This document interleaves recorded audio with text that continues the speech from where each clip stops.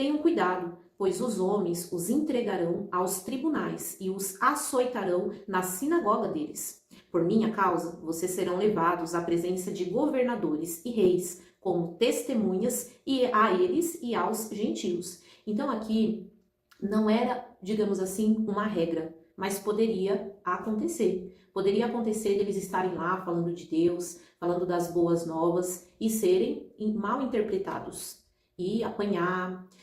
Teve discípulos que perdeu a vida. A Bíblia, ela não fala exatamente como todos os discípulos morreram, mas existem muitas histórias, né, de historiadores que falam como eles morreram. A Bíblia, ela fala da morte de Tiago e ela fala também da morte de Judas. Essas duas pessoas, né, que foram discípulos de Jesus, falam exatamente como eles morreram.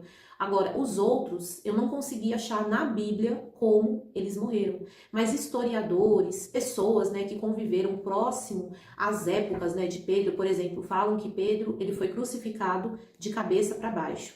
Falam isso, porque ele não queria ser crucificado como Jesus foi. Ele não se achava digno de ser crucificado como Jesus foi. Só que a Bíblia ela não fala isso.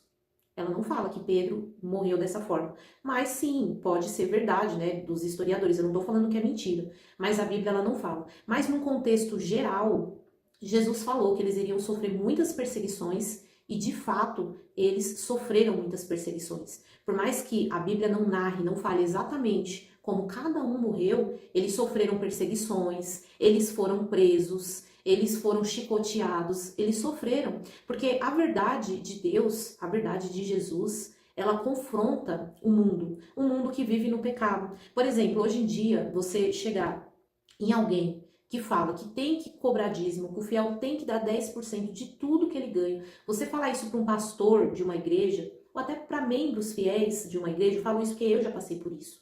Eu já fui numa reunião e eu fiz essa pergunta e eu recebi muitos mal olhados das pessoas, sabe? O pastor, ele foi super rude comigo. Por quê? Você levar... Na época eu nem tinha certeza, que eu nem tinha lido a Bíblia, eu só fiz uma simples pergunta. E eu fui muito maltratada. Imagina você levar a palavra de Deus com exatidão, com profundidade, sabe? Você ser firme nas suas palavras em pessoas que estão corrompidas, às vezes porque estão enganadas, porque não conhecem a verdade, ou às vezes porque aquilo que elas criaram convém a elas, é bom para a vida delas. Então, isso confronta o mundo. A palavra de Deus, ela confronta o mundo. Por exemplo, assim, uma pessoa que ela tem um vício, ela é viciada a ponto dela não buscar Deus, dela não procurar se cuidar, ela não procura estratégias nem para melhorar a vida dela, da família dela, ela não lê a Bíblia, ela não ora, ela não fala com Deus. Aí você vai dar um conselho para aquela pessoa sobre aquele vício, né, que tá tomando muito a vida dela. Aquela pessoa vai achar você chata, ela vai achar que você está errada, ela vai, enfim, você e ela não vão conseguir ter a mesma conversa, sabe?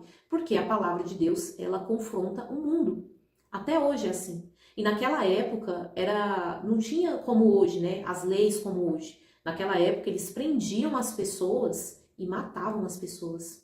As pessoas eram ceifadas. Hoje aqui no Brasil não tem isso, graças a Deus não tem. Você pode falar de Deus, você pode fazer um vídeo para falar de Deus, mas tem muitos lugares que não pode.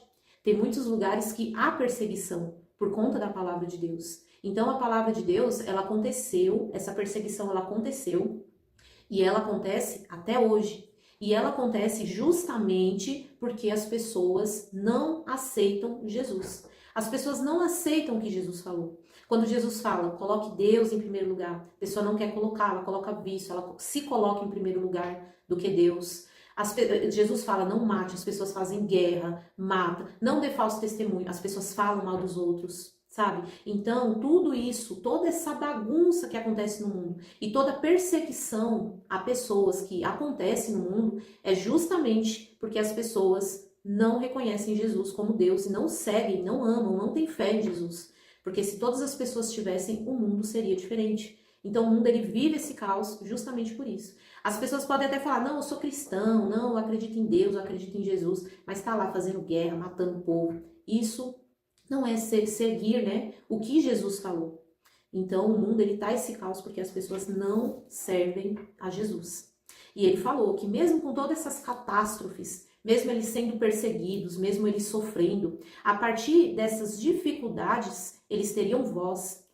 porque eles seriam perseguidos até por pessoas grandes. E para essas pessoas grandes, eles falariam do amor de Deus, eles falariam sobre Jesus. Então, todas as pessoas, de alguma maneira, elas vão escutar falar de Deus. Por mais que elas não aceitem, por mais que elas não mudem, e no dia do juízo final, Deus vai julgar a cada um. Mas por mais que essa pessoa não preste, por mais que ela seja muito ruim, por mais que ela não queira saber de Deus, ou por mais que ela esteja no meio do muro, Deus, ele se revela às pessoas, do pequeno ao grande. Deus, ele encontra maneiras de se revelar às pessoas.